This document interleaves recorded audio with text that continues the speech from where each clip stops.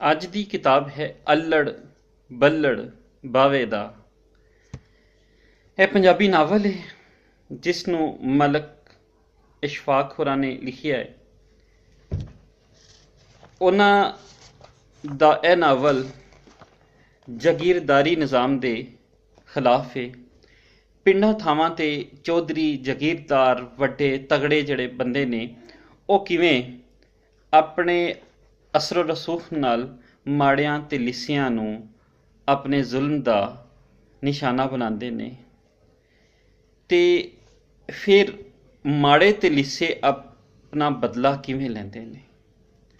ਇਸ ਨਾਵਲ ਦਾ ਮੌਜ਼ੂ ਹੈ ਜ਼ੁਬਾਨ ਦੇ ਲਿਹਾਜ਼ ਨਾਲ ਕੋਈ ਨਵਾਂ ਤਜਰਬਾ ਨਹੀਂ। ਤਕਨੀਕੀ ਤੌਰ 'ਤੇ ਇਹ ਇੱਕ ਕਹਾਣੀ ਹੈ ਜਿਸ ਨੂੰ ਖਿੱਚ ਕੇ ਨਾਵਲ ਵਾਲੇ ਪਾਸੇ ਲਿਜਾਇਆ ਗਿਆ ਹੈ। ਇਮਲਾ ਦੀਆਂ ਬੇਤਹਾਸ਼ਾ ਗਲਤੀਆਂ ਨੇ।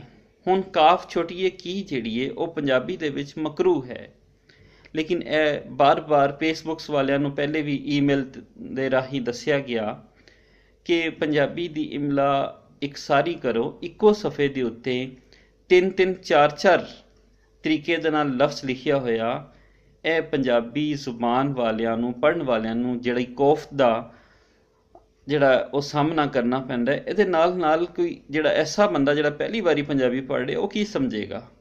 ਇਸ ਲਈ ਇਸ ਦੇ ਬਾਰੇ ਵੀ ਧਿਆਨ ਦੇਣਾ ਚਾਹੀਦਾ ਹੈ।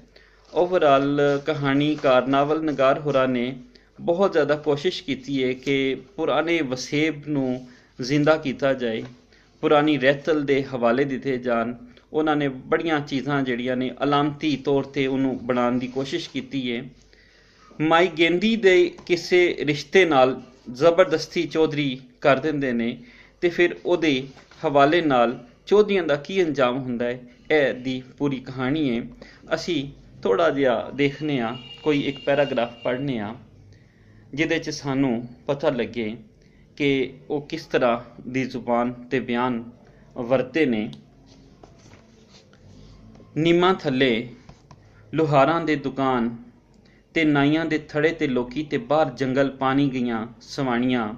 ਹਰ ਥਾਂ ਇਹੀ ਗੱਲਾਂ ਹੋ ਰਹੀਆਂ ਸਨ ਭਈ ਇਹਨਾਂ ਨੂੰ ਮਾਰਿਆ ਕਿੰਨੇ ਆ।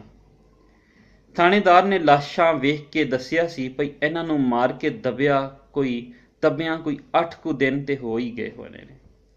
ਪਿੰਡ ਦੇ ਬਹੁਤੇ ਬੰਦੇ ਇਹਨਾਂ ਦੇ ਮਰਨ ਦੇ ਅੰਦਰੋਂ ਅੰਦਰੀ ਖੁਸ਼ ਵੀ ਸਨ। ਚੌਧਰੀ ਨਿਆਮੋਂ ਦੇ ਦੂਰ ਦੇ ਰਿਸ਼ਤੇਦਾਰਾਂ 'ਚੋਂ ਇੱਕ ਟੱਬਰ ਨੂੰ ਇਹਨਾਂ ਦੇ ਮਰਨ ਦਾ ਡਾਢਾ ਦੁੱਖ ਹੋਇਆ। ਉਸ ਟੱਬਰ ਦੇ ਬੰਦੇ ਬਹੁਤ ਵਿਸ ਘੋਲਦੇ ਸੀ। ਉਹਨਾਂ ਦਾ ਕਹਿਣਾ ਸੀ ਬਸ ਅੱਜ ਤੋਂ ਸਾਡੇ ਪਿੰਡ ਦੀ ਚੌਧਰ ਮੁੱਕ ਗਈ ਏ, ਹੁਣ ਕਮੀ ਕਮੀਨ ਸਾਡੇ 'ਤੇ ਸਵਾਰੀ ਕਰਨਗੇ, ਇਹਨਾਂ ਦਾ ਉਪਾਅ ਹੁਣ ਕਰਨਾ ਹੀ ਪਵੇਗਾ। ਨਾਵਲ ਦਿਲਚਸਪ ਹੈ, ਪੜ੍ਹਨ ਦੇ ਨਾਲ ਤਾਲੁਕ ਰੱਖਦਾ ਹੈ ਅਤੇ ਆਸ ਕਰਨੇ ਆ ਮਲਿਕ ਇਸ਼ਫਾਕ ਹੋਰੀ ਇਹੋ ਜਿਹੇ ਨਾਵਲ ਲਿਖਦੇ ਰਹਿਣਗੇ ਅਤੇ ਅੱਗੇ ਉਹਨਾਂ ਦਾ ਸਫ਼ਰ ਬਿਹਤਰੀ